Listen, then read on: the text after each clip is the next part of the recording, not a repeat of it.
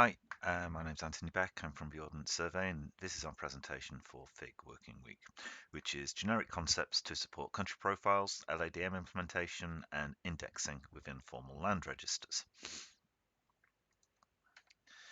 So, what's a land register? A land register is a reflection of the social contract, and as Mark McLaren and Lemon state in 2016, land administration is about people. It's about the relationships between people, places, and rights, and the policies, institutions, and legal regulations that govern this relationship. A land register is an official record describing rights in land, principally framed through ownership rights. And this all varies by jurisdiction and it's formalised through legislation. In Scotland, the 2012 Land Registration Scotland Act states this to continue to be a public register of rights in land in Scotland. And that gives us our principal concepts. Parties who hold registrable rights which are described in land.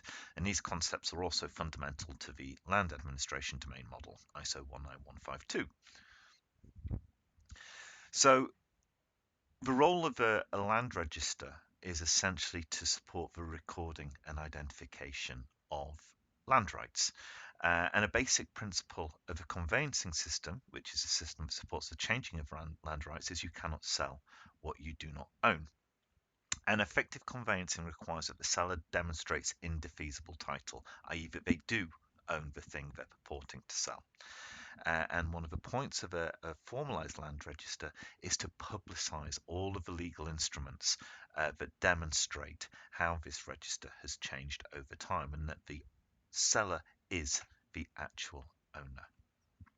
And this is done through registration law. So in this instance, what we see up here is a whole heap of legal instruments that may or may not be accessible, but the registration process essentially gives a record, a copy of those instruments, and those instruments can then affect the change in ownership or title that ultimately demonstrates that there is an indefeasible owner. Someone actually legally owns the thing that they're trying to sell. And so once you start to register and record all of these deeds or titles, and we'll explain the difference a little bit later on, you see that there is a data issue there. You have a search and indexing problem. So if people want to find out what is on the register, they need to retrieve it in an efficient and effective way. So what is that process of land registration? Well, Wikipedia states that land registration generally describes systems by which matters concerning ownership, possession, or other rights in lands can be recorded. So there's a registration piece. And this is also to provide evidence of title, facilitate transactions, and prevent unlawful disposal. So there's a reuse, derivation, or evidential piece. And so each jurisdiction has its own legal framework, and that framework defines the nature and representation of parties who hold rights which are defined in land. It also determines how these rights can be created, varied, or discharged using legal instruments which can be submitted for registration as applications by legally competent parties, and the rejection rules which determine whether a change can be registered or not. Also, they start to determine what represents an error on a register and what tools can be used to rectify those errors, what products, if any, should be derived from the register, and the conditions under which parties can inspect the register. So we've assumed here that we've got a digital registration service so that we're registering data that requires indexing. And what we're going to look at is a conceptual approach to digital land registration. We're going to define some of the concepts. These are going to be generic. They'll be appropriate for any jurisdiction, but it is just a skeletal framework which you can build around. Now, we'll have a number of foundational concepts, parties, rights, and land. And these are core to the LADM approach. So land, in terms of a land register, land describes a thing which has a spatial extent that defines a right and is held by a party. Real rights in land. A real right in land describes the nature of things that persons can do with land, immovable property, which is part of a legal definition. And it's the registration of real rights in land which is of interest to a land register. We'll see here that as much as when you register land, it can be registered as a 2D element, but that 2D element can represent a three-dimensional concept. So by owning this 2D polygon, you actually own this 3D volume of space. But within that land, you're seeing a bundle of rights. So you've got your dominium, your principal land, your solum, your freehold, but that could represent a whole range of different ownership and non-ownership rights. So it's all incipient and bundled up within that rights element. And so, as we say, there's two main categories: ownership, primary rights, and non-ownership, subordinate rights. There are parties, and in terms of a land register, parties describe the things that can hold registrable rights in land. And there's there's a number of registrable parties. There are parties who are legally registrable because they own land or benefit from rights over someone else's land. So natural, non-natural, cadastral units and trusts here. But you can also have owning parties, i.e. those parties who have an ownership right, and they can come together in terms of owning land in an exclusive way, i.e. each party individually owns that land, or they can collectively come together and own shares in ownership, what's referred to as common ownership. Then we can start to develop some real rights in land relationships, so how these party rights and land elements can combine to create different relationships grouping. These can become quite complicated, but they're principally framed through these relationships between ownership and non-ownership rights. So a benefiting party holds a real right in land. Nice and simple. So a party who holds a real right in land has a benefit equally. A benefiting party who holds an ownership right is an owner. Excellent, we've done that before. A cadastral unit is a spatial extent of an ownership right. Each cadastral unit has a unique identifier, and encumbered land is land where a third party, i.e. someone who is not the owner, holds a real right in land. An encumbering real right in land is a real right in land held by a party over land that they do not own. And so we've now defined a number of different rights relationships. That means we can start to even define further things, such as pradial benefits and personal benefits. So this is where the party element comes into it. So third parties, someone who is not the owner, who benefits from encumbering real rights in land, can have pradial benefits, i.e. this is where the right is held in their capacity as the owner of land.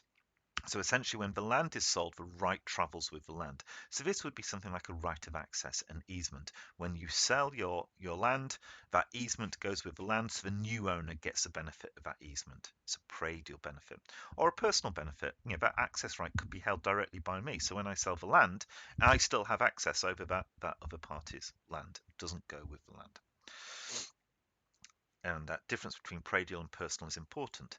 So how does this kind of now come through to these indexing elements? Encumbrances represent a spatial right relationship between owner of land and a third party, because all rights are spatial, so encumbrances can be indexed spatially. Pradial benefits represent a party right in land relationship where the benefiting party is land, and that can be indexed by a party relationship. So let's start to see how these relationships can be affected by the registration process. So there's further concepts that just need to be pulled together. So when you're changing a land register, you're dealing with it from a transactional process, and you have different actors who play different roles. So you have those actors who have relationships with a registrable real right, i.e. a grantor, the person who holds a right and is selling, and a grantee, the person who will benefit from this change for rights. But also you have those other formal actors who are involved in the service. Now, normally these are credence-based services, so your solicitor, your notary, your cadastral surveyor, or your registrar. In terms of registration, there are two principal ways of registering elements. You can register the legal instrument or the deed itself, so that's recording the facts about the change, or you can register the consequences of that change, or the consequences of your deed, and that tends to be a register of title. In this exemplar, a register of deeds approach is taken. And what we're going to do is demonstrate how we produce a title certificate. And so a title certificate involves the following activities. Identification of all the deeds that affect the owned land. We determine relationship between the deeds to validate that the seller has a valid ownership.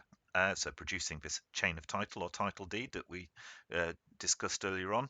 Identifying what pradial benefits i.e. where the owned land has rights over other land. So this is our indexing by party. And then identify what beneficial rights third parties have over owned land, encumbrances, and these are indexed spatially. So clearly this indexing becomes important. So we have a man in black, and our man in black has a title certificate that demonstrates that he does own this land, which is 1019. He goes to his solicitor and says, I want to sell my land to the lady in red plus some other things. Now, the solicitor will check that the man in black is who he says he is, so he'll also check that the lady in red is who she says she is, and check that this title certificate is valid. If all of that comes to pass, then he will generate an application record and draft a supporting deed that goes along with this. So here we're seeing this as spatial right bundles. You know, here that the grantor, being the man in black, it wants to grant ownership to the lady in red as the grantee. So this is a simple disposition, and we're going to show how that works with indexing. So we submit that application, and if application cannot be rejected because of criteria that's in there, it must be accepted. In this instance, it's accepted.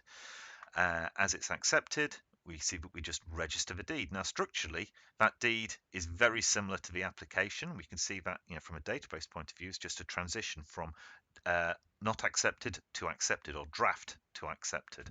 And here we have our ownership right described in that deed. But because we've got an ownership right in here, what we can do is we can start to register the rights itself. So in this instance, we also have a register of rights as well as a register of deeds. Now, what we're going to do with this register of rights is frame it by title defining rights groups, so principally ownership or lease. And this allows us to mint cadastral units and cadastral unit numbering. So we take this rights change and deal with the rights registration component. So here, we're now showing that the lady in red is now the owner, because it's in the ownership theme, of 1019.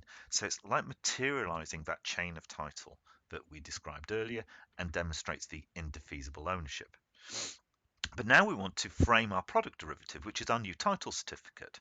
So in this instance, we use our register of rights up here, and we'll say that we have an identifier for our cadastral unit. Well, that becomes our title certificate, and we know that we have a party who has an ownership right over this piece of land. So it's framing that initial title component. We can then use the indexing to determine what benefits are associated with it. So what rights does this cadastral unit have over other land? And we can then use a spatial extent on a spatial indexing basis to find out what other rights third parties have over this owned land. But because we framed this index in this way, we can not only look at the stuff that's going on inside the register itself, we can look at rights which are held externally to the land register, what would commonly be referred to as overriding interests. And finally, we have our title certificate. And here we can now see that the man in black has been replaced by the lady in red. Thank you very much indeed.